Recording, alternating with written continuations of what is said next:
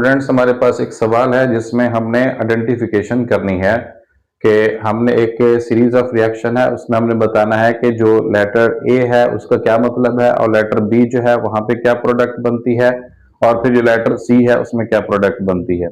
हमने जो स्टार्ट लेना है उसका स्टार्टिंग मॉलिक्यूल दिया गया है, बाकी जो उनके आगे प्रोडक्ट्स बनते हैं उनको लेटर ए बी सी से ज़ाहिर किया गया है। तो पहला जो हमारा स्टार्टिंग मॉलिक्यूल है वो इथाइल अल्कोहल।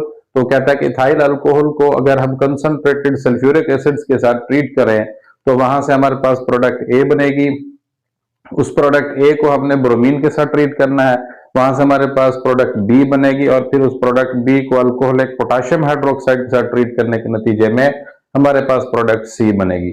तो इसमें हमने रिएक्शन करके बताना है कि ए क्या है, बी क्या है और सी क्या है। तो हमारी आइडेंटिफिकेशन रहेगी ए बी सी के ऊपर। स्टार्टिंग मॉलिक्यूल जो है वो है इथाइल अल्कोहल। इथाइल अल्कोहल आपके पास होता है C2H5OH। C2H5OH को एथेनॉल भी कहते हैं। तो जब हम इथाइल अल्कोहल या एथेनॉल की कंसंट्रेटेड सल्फ्यूरिक एसिड के साथ डिहाइड्रेशन कराते हैं तो उसके नतीजे में हमारे पास इथीन का मॉलिक्यूल बनता है।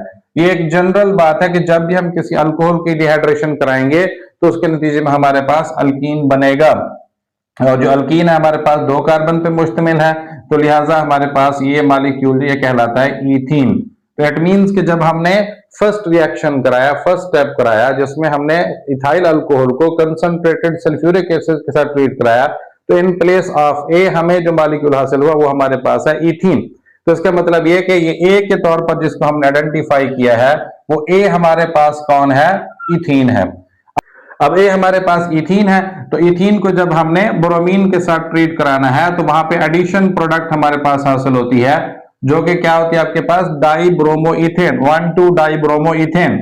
ये ब्रोमिनेशन के नतीजे में हमारे पास हासिल होगी। तो अब 1,2 डाइब्रोमोइथेन हमारे पास सेकंड स्टेप के बाद हासिल हुई है।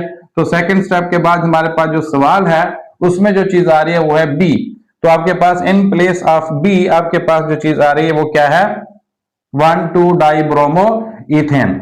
अब नेक्स्ट वो कहता है कि उस बी प्रोडक्ट को आप अल्कोहलिक पोटेशियम हाइड्रोक्साइड के साथ ट्रीट करके आइडेंटिफाई करें सी को। बी प्रोडक्ट हमारे पास है 1,2 डाइब्रोमोइथेन। तो 1,2 डाइब्रोमोइथेन को जब हमने ट्रीट करना है अल्कोहलिक पोटेशियम हाइड्रोक्साइड के साथ तो ये रिएक्शन आपके पास कहलाता है डीहाइड्रोहैलोजिनेशन। अब ये हमारे पास एक ऐसा डाइहेलाइड है जिसमें 2 ब्रोमीन या 2 हैलोजन एडजेसेंट कार्बन एटम हैं, तो इनको बोलते हैं विसिनल डाइहेलाइड।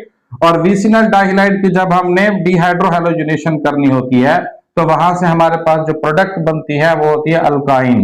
तो यहाँ पे 2 कार्बन वाला हमारे पास रिएक्टेंट मॉलिक्यूल है, तो वहां से हमारे पास 2 कार्बन वाला अल्काइन का मॉलिक्यूल एसिटाइलिन या इथाइन बनेगा। तो इस तरह से हमने अपने जो बी प्रोडक्ट था उसकी डीहाइड्रोहैलोजिनेशन करा के वहां से सी प्रोडक्ट हासिल की है, और जो सी प्रोडक्ट हमारे पास है वो है इथाइन या एसिटाइलिन। तो हम कह सकते हैं कि हमारे पास जो सी प्रोडक्ट है वो एसिटाइलिन या इथाइन है। इस तरह से हमने अपने रिएक्टेंट मॉलिक्यूल इथाइल अल्कोहल को कंसंट्रेटेड सल्फ्यूरिक एसिड के साथ ट्रीट किया, तो वहां से हमारे पास ए प्रोडक्ट बना और वो ए प्रोडक्ट आपके पास इथीन है। फिर हमने उस ए प्रोडक्ट को ब्रोमीन के साथ ट्रीट किया तो वहां से हमारे पास बी प्रोडक्ट बना, तो बी प्रोडक्ट हमारे पास 1,2 डाइब्रोमोइथेन है। और फिर हमने बी प्रोडक्ट को ट्रीट किया अल्कोहलिक पोटेशियम हाइड्रोक्साइड के साथ, तो वहां से हमारे पास सी प्रोडक्ट बना, तो सी प्रोडक्ट हमारे पास इथाइन है। इस तरह से आपके पास ए की जगह पे इथीन, बी की जगह पे 1,2 डाइब्रोमोइथेन और सी की जगह पे हमारे पास इथाइन मॉलिक्यूल बनता है।